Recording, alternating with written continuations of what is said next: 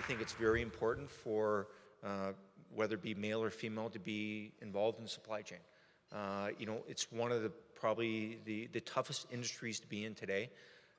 People always ask me, what do you do on a daily basis? And I say it depends, right? It really depends on what happens each and every day. No 2 days are the same, and I think that's one of the things that attract a lot of people to supply chain. And it's great to see over the last 20 years how it's evolved as an industry. When I started, it was kind of one of the last things you ever thought about, just because from a cost standpoint, nobody thought about it. But from a big business standpoint, other than procurement, supply chain is the biggest cost to any business today. And it's really something that I believe in support, and something that, you know, as individuals and leaders in the business today, if we drive, we can truly see savings to the bottom line. The zoo. I have not been here in 10 years. I used to come here all the time when our kids were young. My wife and I used to come, we were 15 minutes away. We used to take the walk and drive and let our kids walk around. So I thought, just as a little bit of a icebreaker, I thought I'd share a couple pictures of my family. So that's 10 years ago. Our youngest one, Nolan, he's now 12. He was, I guess, 3 at the time.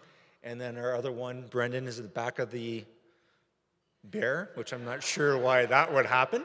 But again, it's just really, really fond memories. You know, we used to come here all the time. The first thing we used to go see was the giraffes and the hippopotamuses, to the extent that, you know, Brendan and I used to go and go feed the giraffes. So, I mean, for me, personally, it's a really nice thing to come back. And like I said, I haven't been here in 10 years. And I said to my wife tonight, we're going to make it a habit to, you know, probably come back over the next couple of months for us to come and see. I just want to thank the Van Horne Institute as well as WISC. Again, you know, I've been a big supporter of Michelle and the things she's done, as well as Cindy and Lisa and everyone else on the chair, in terms of driving women in supply chain. I think it's very important. When I started 20 years ago, there were not a lot of women in the industry, and things have really changed. You know, and again, I will use Michelle as an example.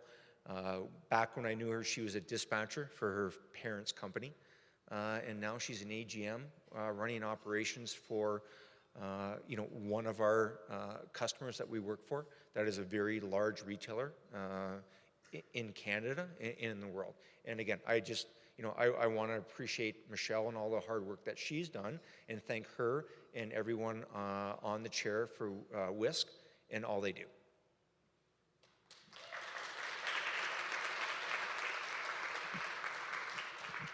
So I got voluntold for this, I think, last week. Michelle and Lisa were having, they were in Michelle's office, and I went to go get a cup of coffee, and apparently they didn't have anybody to speak. So Michelle saw me, and I'm not sure if it was Michelle or Lisa, and they saw me and goes, hey, what can you talk about? I said, well, I think I can talk for at least 15 minutes. And Michelle goes, good, sold. So I go back to my office, and about 5 minutes later, I get an email from Michelle. She goes, I lied, it's actually 40. So I'm going to try to stretch this out as much as possible. But again, you know, I just wanted to come up and tell my story. And I asked Michelle in terms of what she wanted me to talk about today. And it was more about a story about in terms of mentoring. I mean, in today's day and age, it's a really tough environment in terms of finding the right people for the right jobs. And it's really tough and challenging. I mean, you know, as HR, we'll go through 8,000 resumes, and I know Brian's here tonight, somebody that I worked with in the past, and I was always an HR nightmare because I never followed the standard queue. Brian always said, you need to ask these questions, and I never did. And because to me, it just wasn't about that. So I guess tonight will kind of be a bit about what has happened to me over the last 20 years, and probably what I've learned over the last 20 in terms of mentoring and helping and supporting people, both myself as a mentor as well as a mentee. So my history, I've probably worked for 5 companies in my life. I've worked for the largest grocery store chain in Canada. I've worked for the largest retailer in the world. I've worked for a 100-year-old family-owned and operated company here in Calgary. I've done 3 greenfield startups, which meant probably going through 3,000 resumes, interviewing a ton of people with educations, no education. But tonight is kind of about finding that hidden talent and how I believe that today you can be successful by finding that hidden talent within probably your workforce. So there's a ton of demand for talent today. As each of us know, depending on what industry, demand far outweighs supply. And we need to find ways to develop talent. And for me, I'm very passionate about developing talent from within. And it doesn't always mean it's the person with the best resume or the highest education. In a lot of cases, it's the person. For me, I moved here in 1996, came from Windsor, Ontario. I went to Last Chance U, so anybody that lives in Ontario used to know that Windsor was Last Chance U. I tried to get into Western, and I just couldn't. So when I couldn't get in there, I went to Windsor. Stayed at home, went there for 4 years. Windsor was probably not the best place to live. I had 2 decisions. Either I stay there, move to Toronto, or move someplace else. I decided to move out west.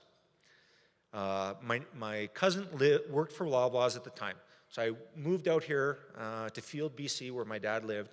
And about a month later, I had an interview with Westfair.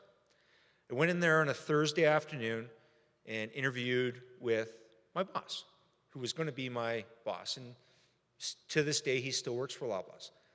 Walked into his office. He had my resume on his desk. He looked at me, turned it upside down. And he said, for the next hour, he goes, talk to me about you. He goes, I don't want to hear about what's on your resume. I don't want to hear about what you've done in university. I want to hear about you and what type of person you are and what your desires are in life. So he and I talked for an hour, probably ended up being an hour and a half. I drove back to Field on the Thursday night. At the time, I didn't have a cell phone. So I get back to Field, and my dad says, this guy from Westfair called you. Can you call him back? So it was 9 o'clock at night, and I talked to Rob, and he goes, can you start Monday morning? And I said, sure. I said, how did I get the job? And he goes, because you're a real person. And he goes, there's a lot of things I see in you that I don't see in a resume. And again, I'm not up here today to say that education's not the most important thing in the world, but certainly it gets you in the door, but it doesn't get you through the door. And that was one of the things that I learned a long time ago. And that day, I knew I found my mentor. And to this day, you know, we don't talk as much anymore, but we still probably talk 4 or 5 times a year. I call him to ask him his opinion. He calls me to ask me how he's doing. And again, as a mentor, I think that's very, very important. So from stats standpoint, I just thought I'd throw a couple stats up there. People today, baby boomers, Generation X, Generation Y. So these are the number of people that fall into those categories in Canada. So from a baby boomer standpoint, 9.6 million people fall as a baby boomer. Generation X, 2.8. And then Generation Y, which is 1962 to 1999, is 9.1. We are going to be in a deficit from a talent standpoint for the next 15 years. And what do we do to change that? And in my mind, in a lot of cases, you try to look outside, but I think in a lot of companies, and maybe more so in our industry, being in 3PL, there's a lot of talent within the business. And we just don't utilize it enough, and we don't develop it enough. So again, I just put a couple stats up there.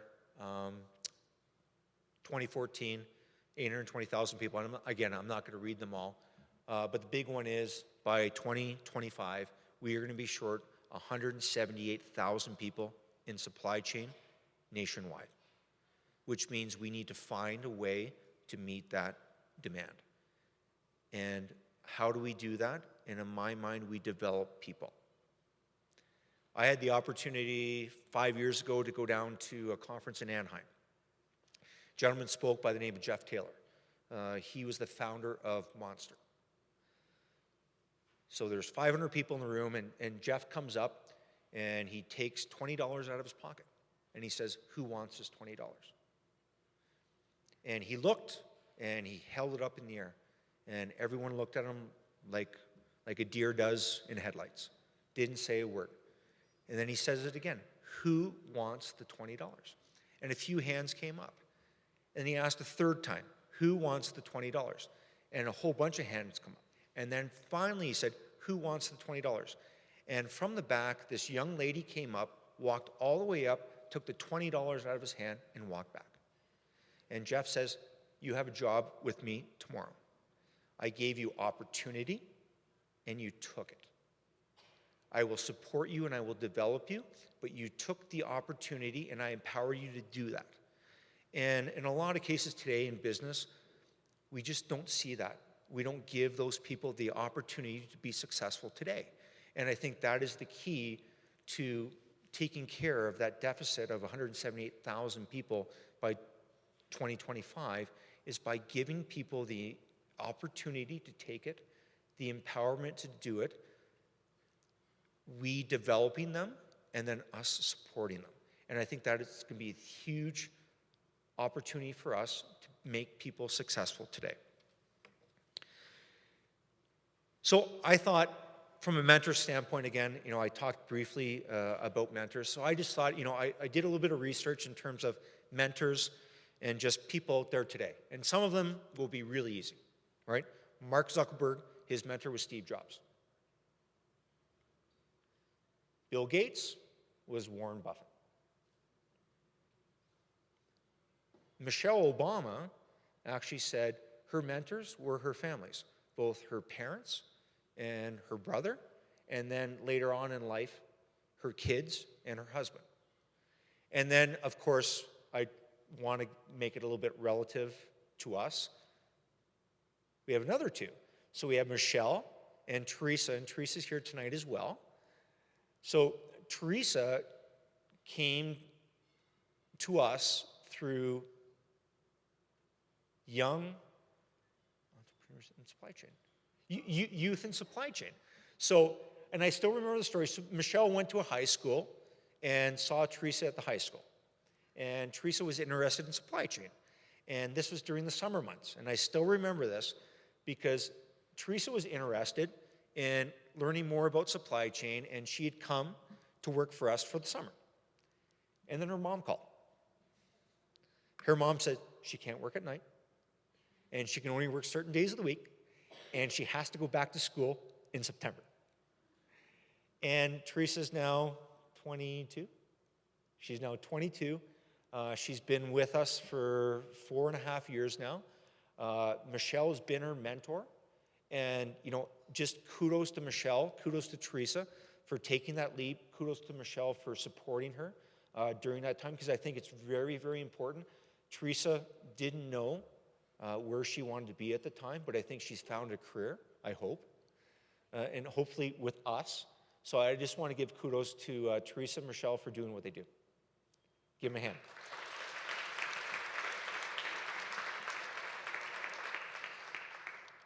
So like I said, Michelle, it's not going to be 40 minutes. So again, getting back to my Loblaw days, I interviewed with Rob, made it really work. One of the things I really learned from Rob was it wasn't about what was on a piece of paper, but what you did on a daily basis. I've told you that, the Jeff Taylor story. I always like to talk, and some people know me probably better than others. I like to relate to stories. So I'll give you one more before I go on. When we first opened I think I can say it, the Walmart perishable facility in Balzac, we had an IT supervisor position available. And we had a whole bunch of people apply. And one individual was a forklift operator on the floor. And he applied for a supervisor position in IT. And we gave a laundry list of things that they needed to do, and they needed to have qualifications for. So this particular individual didn't have any qualifications, had no formal education, but we brought him in anyways. And we asked him, what makes you an IT supervisor? And he looks at myself and this other gentleman who was in charge of IT at the time. He goes, I used to take apart my sister's computer when I was 5 and put it back together. And we said, what makes you qualified for this position? He goes, I just told you. I can take apart a computer and put it back together. Forward thinking, we hire him, we put him through some testing. We then need some programming done for some of the stuff done out of Walmart, US. So we put this individual into the hands of the folks from Bentonville. And they do some testing on this individual. And he comes back and he says, this is unbelievable. And I said, what do you mean? He goes, he's in the 99th percentile for all the folks we have within Walmart corporately, which would mean worldwide, from a programming standpoint. How did you find him? And we said, we found him. He was a hidden talent. He was a forklift operator working in the warehouse that used to take apart his sister's computer when he was 5. He was self-taught, but he had a desire. Ends up his dad owns a consulting company in IT, so he'd always been used to it. But he had that talent. And if it wasn't for us being open to listening to what he had the opportunity to do and what he could do for our company, we would have never had it. And for me, that's kind of one of the probably the most gratifying things that we do on a daily basis is finding those folks. Anybody can find somebody off the street. They really can. You can go in a room, you can talk to somebody, you can answer all the questions right, because we all know the answers. If somebody says, what are you going to do from a social standpoint, culture standpoint, you're going to tell them the right answer. You really are. But it's finding those people within the business that make a difference. And there's tons of them out there. And, I guess part of my story is finding those people and taking them out of their comfort zone. Leland was a great example. And again, I don't like to use names, but there's some folks from Walmart/SCM/XL here today who know exactly who I'm talking about. And he was a diamond in the rough. But if we did not give him the opportunity, if we did not empower him to make a difference, if we did not develop him, if we did not support him, he would not have been successful. But because we did that, we found somebody that to this day is a vital part of the Canadian operations for the biggest company in the entire world.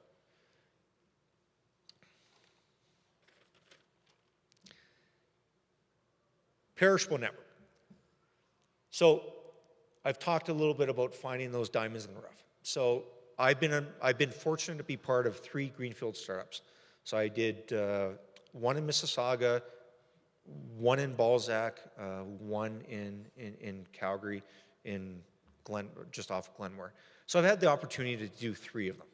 And one of the tough things about doing that is you go through an abundance of resumes. You need to find all these rock stars. How do you find them? And again, from an HR standpoint, we'll go through and we'll check all the T's and dot the I's and say, these are the right people. And when it comes down to me, it's more about listening to the person, listening to who they are, and listening about what their desires are in life. And between the 3 of them, we probably 140 managers we probably had to hire between the 3 of them. And probably the one common denominator was that they're all people. And what I mean by that is I have a degree, I have a 6 Sigma degree, but that doesn't mean anything. To me, it's more about the person and how they impact change on the business today. And, I always like to say, it's not about what I do as an individual, but how I impact the team. So, again, I'll use my analogy from a 3PL standpoint. I can do as much as I can do, but if I can change the way 20 people do 10% of their business and increase it by 10%, my value is 200%. And by finding those people that can do that, I believe that 178,000 people in that deficit, there are those people out there today. We just need to allow them the opportunity, the empowerment, the development, and then probably most importantly, the support needed to make that change and make themselves better. Because again, we collectively today are in a talent crunch. And for those who are in the agency business, I know we call you guys a ton, asking for more talent, asking us to develop people. And to some degree, shame on us, because there's a lot of people within our business that just need that opportunity to be better, and that opportunity to develop, and that opportunity for us to support them to be better. I had the opportunity as well, other than those other companies, I worked for a family-run company here in Calgary that's 100 years old. Family owned and operated, third generation. And the one thing I learned from them, it's about the soft skills, it's not about the hard. You can teach hard skills to anybody. And I remember when I first went and worked for the company, and I've known the one son for a long time, just through industry things. And Pat and I sat down, and he goes, "What can you bring to the business?" And I said, "What do you want?" He goes, "I don't want your education. I don't want your expertise. I want your people skills. I want you to make change, and I want you to lead people. I want you to develop people." Because that is the only way companies like that survive 100 years being a family-owned and operated business in Canada today. And that's probably one of the biggest things I took away from them. I sat with Pat a ton of times. I sat with his dad. And same thing always happened. And Frank used to say, it's not about the hard skills. It's not about your university degree. I don't care where you worked. I don't care what education you have, but I care about what kind of person you are. I want you to find people within our business and develop them. And I think, again, for me, that's probably one of the most important things I can do today is empower people to be better, but giving them the opportunity to develop themselves rather than go outside and find somebody that on paper makes a ton of sense, but in all reality, it just doesn't. So looking back at it all, 20 years ago when I first, went into West Fair for that interview, I had thought that I had found my mentor. I thought, this is the guy, I'm going to talk to him forever, he's going to lead me on his way, I'm always going to ask him questions, he's always going to develop me. And like I said, over the course of time, family, kids, things kind of separate, but again, I still call him 3 or 4 times a year, always ask him his opinion. He calls me when he's in an airport, asking me how I'm doing. And back in 1996, I thought that I had found my mentor, when in all reality, he found me. And he gave me the opportunity to be better than I ever thought I could. And I think that's kind of my message today, is be that person. Like, give that person the opportunity to be successful, develop them, work with them, and support them. Because there's a lot of people out there today that unless we give them the opportunity, we will never, ever, ever know how good they can be. And I stand here before you today, and I thank him today, because I am the person I am today because of him.